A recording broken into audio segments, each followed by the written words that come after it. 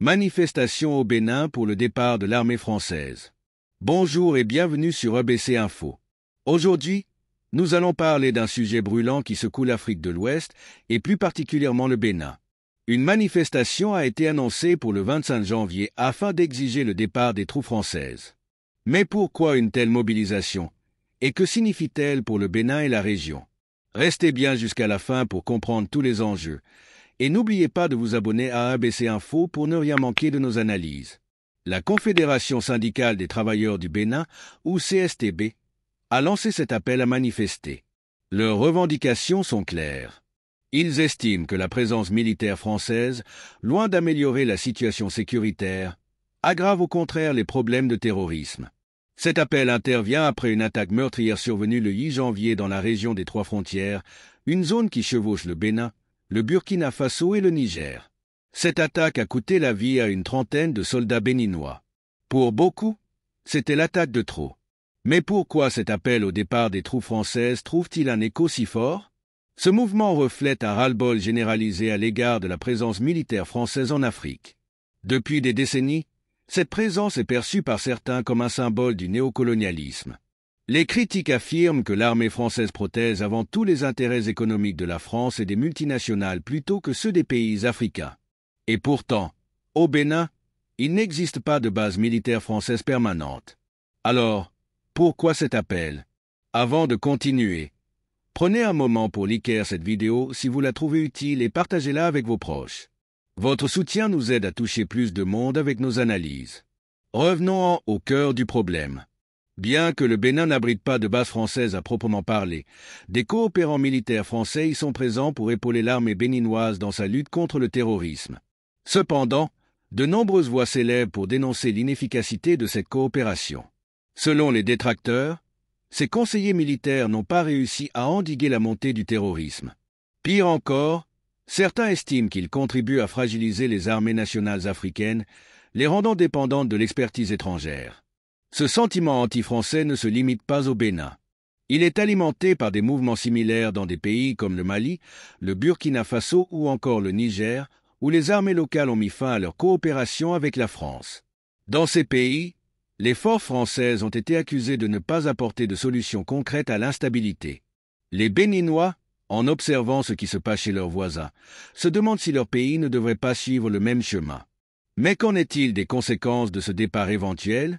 Certains experts affirment que sans le soutien de la France, les armées locales pourraient peiner à contenir les groupes armés. D'autres, au contraire, pensent qu'une souveraineté totale permettrait de nouer des partenariats plus variés et mieux adaptés aux réalités locales. C'est un débat complexe et nous aimerions connaître votre avis dans les commentaires. Que pensez-vous de cette situation? Est-ce une bonne idée pour le Bénin d'exiger le départ des troupes françaises? Prenez un instant pour réfléchir à la portée historique de ces mouvements. Le continent africain a longtemps été le théâtre d'interventions étrangères, justifiées par des raisons économiques, politiques ou sécuritaires. Aujourd'hui, les peuples africains expriment de plus en plus leur volonté de rompre avec ces dynamiques en affirmant leur autonomie dans la gestion de leurs ressources, de leur territoire et de leur sécurité. Le Bénin, pays connu pour sa stabilité relative dans une région souvent troublée, est un exemple fascinant. Cette manifestation, bien que pacifique et limitée géographiquement, s'inscrit dans un contexte plus large. C'est le reflet d'un désir de renégociation des rapports de force entre l'Afrique et ses anciens colonisateurs. Les revendications ne concernent pas uniquement la présence militaire, mais aussi les accords économiques, les institutions financières internationales et même les représentations culturelles et historiques. Ce contexte soulève également des questions sur les alternatives à l'intervention militaire française. Qui prendra le relais si les troupes françaises partent? Le Bénin pourrait-il envisager une coopération renforcée avec d'autres pays africains, par exemple au sein de la Communauté économique des États de l'Afrique de l'Ouest, la CEDEAO, ou bien avec d'autres puissances comme la Chine, la Russie ou la Turquie, qui montrent un intérêt croissant pour le continent? Ces options ne sont pas sans défi.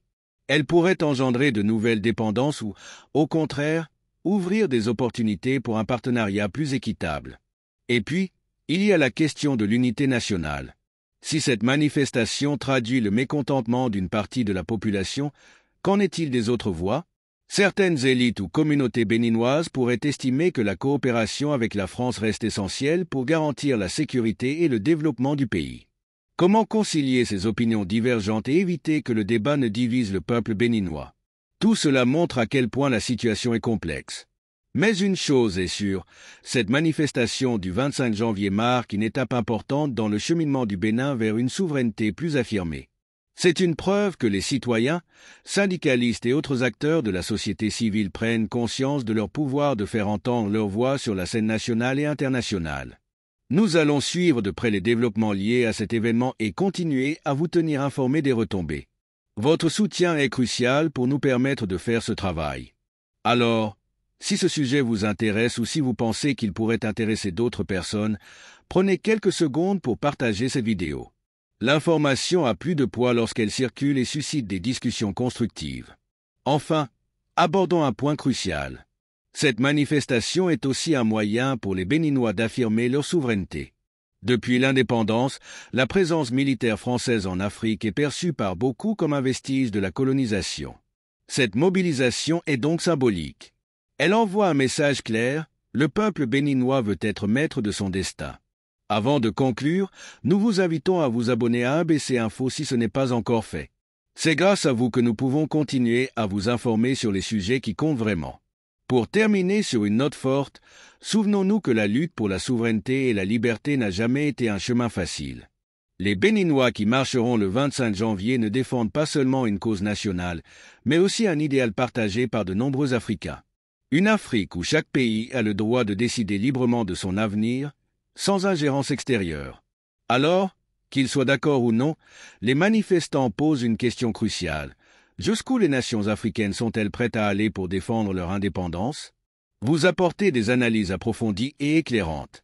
À bientôt pour une nouvelle vidéo. En guise de dernier mot, souvenez-vous que ce type de mobilisation est une preuve vivante que le changement est toujours possible, même face à des systèmes anciens et enracinés.